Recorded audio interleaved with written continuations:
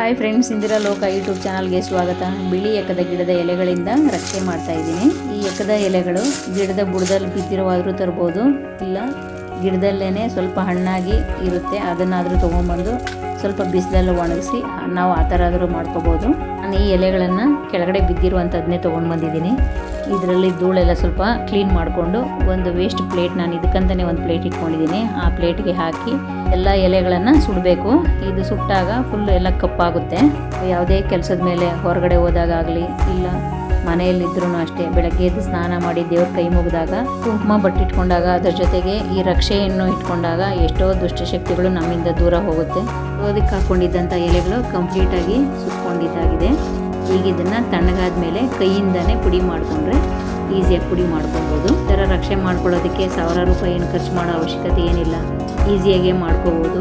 ಒಂದು ಸಾರಿ ಈ ರಕ್ಷೆನ ಪ್ರಿಪೇರ್ ಮಾಡಿಕೊಂಡ್ರೆ ಸುಮಾರು ಒಂದು 5-6 ತಿಂಗಳು ಇಟ್ಕೋಬೋದು. ಕೈಯಿಂದನೇ ನುಣ್ಣಗೆ ಮಾಡ್ಕೊಂಡಿದ್ದಾಯಿತು. ಈಗ ಇದನ್ನು ಒಂದು ಸ್ಟೈನರಿಂದ ಜರಡಿ ಮಾಡ್ಕೊಳ್ಳೋಣ.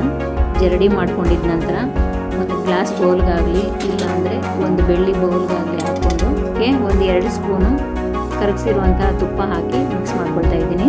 ನಾವು ಎಷ್ಟು ಪೌಡ್ರ್ ಮಾಡ್ಕೊಳ್ತೀವಿ ಅನ್ನೋದ್ರ ಮೇಲೆ ಡಿಪೆಂಡ್ ಆಗುತ್ತೆ. ಅದು ಮಿಕ್ಸ್ ಮಾಡಿದಾಗ ಗೊತ್ತಾಗುತ್ತೆ ಹಾಕಬೇಕಾ ಬೇಡವಾ ಅಂತ ಅನ್ನೋದು. ಇದು ಕರೆಕ್ಟಾಗಿ ಸರಿಯೋಗಿದೆ. ಇದಕ್ಕೆ ಒಂದು 2-3 ಡ್ರಾಪು ಕೊಬ್ಬರಿ ಎಣ್ಣೆ ಹಾಕ್ಕೊಂಡ್ರೆ ಇನ್ನೂ ಚೆನ್ನಾಗಿರುತ್ತೆ. ಈ ಥರ ಪ್ರಯೋಗಗಳು ಅಮಾವಾಸ್ಯೆ ದಿನ ಮಾಡಿದ್ರೆ ತುಂಬಾ ಪವರ್ಫುಲ್ ಆಗಿರುತ್ತೆ. ನಾನು ಇದನ್ನು ಮೌನಿ ಅಮಾವಾಸ್ಯೆ ದಿವಸ ಮಾಡಿಟ್ಕೊಂಡಿದ್ದೀನಿ. ಅಮಾವಾಸ್ಯೆ ದಿವಸ ಪುಣ್ಯಕ್ಷೇತ್ರ ನದಿಗಳ ಸ್ನಾನ ಮಾಡಿದ್ರೆ ತುಂಬ ಒಳ್ಳೆಯದು. ಆದರೆ ನಾವು ಹೋಗಲಿಲ್ಲ. ನಮ್ಮ ಹತ್ರನೇ ಸುಮಾರು ನದಿಗಳ ನೀರಿತ್ತು. ಅದ್ರ ಜೊತೆಗೆ ದೇವರ ಮಂಗಳ ದ್ರವ್ಯಗಳ ನೀರಿಗೆ ಮಿಕ್ಸ್ ಮಾಡಿ ಸ್ನಾನ ಮಾಡಿದ್ದೀವಿ.